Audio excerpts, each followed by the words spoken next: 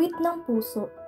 Noong unang panahon, may isang maswerteng lalaki na pinakasalan ang babaeng kanyang pinapangarap. Sa kanilang pag-iibigan, ay biniyayaan sila ng isang anak na babae. Siya ay isang matalino at masiyahing batang babae, at mahal na mahal siya ng kanyang ama.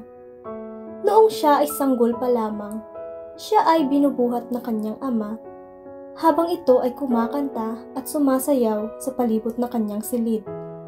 At sasabihin niya sa kanyang anak na, "Mahal kita, aking anak." Habang lumalaki ang batang babae, ay palagi siyang niyayakap at sinasabihan ng kanyang ama ng mahal na mahal kita, anak ko.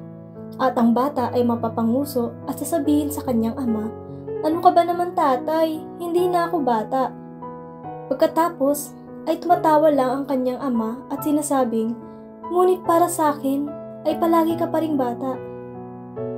Ang batang babae ay nagdalaga na at umalis siya sa kanilang tahanan para makita ang labas ng mundo at para na rin mahanap at makilala niya pa ang kanyang sarili.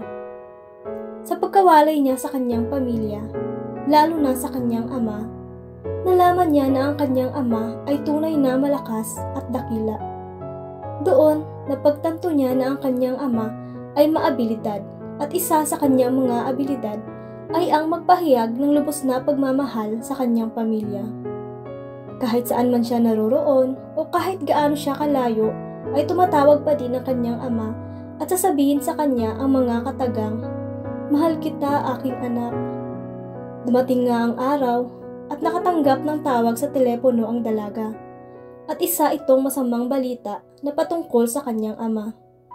Ang kanyang ama ay na-stroke at nagkaroon ng pinsala sa ulo. Ang tumawag sa kanya ay nagpaliwanag na ang kanyang ama ay di na makapagsalita at di sila sigurado kung mauunawaan pa niya ang mga salita.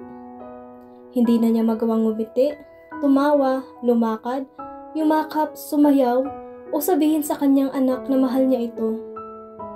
Pumunta siya sa silid ng kanyang ama at nang pumasok siya sa silid ay nakita niya sa mukha ng kanyang ama na hindi na ito malakas. Sinusubukan nitong magsalita, ngunit hirap na ito. Ang tanging nagawa na lamang niya ay tumabi sa kanyang ama habang may mga luha sa magkabilaang pisngi at patuloy na umiiyak. Inilagay niya ang kanyang ulo sa dibdib ng kanyang ama habang umiiyak at malalim na nag-iisip. Naalala niya ang mga magagandang pagkakataong magkasama at kung paano siya palaging pinoprotektahan at minamahal ng kanyang ama.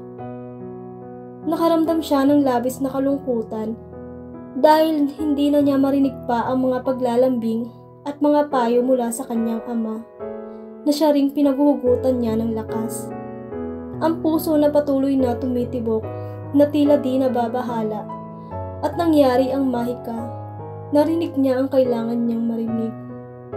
Tila ang mga huling tibok ng puso ng kanyang ama ay naririnig niya na nagsasabing, "Mahal na mahal kita, aking anak."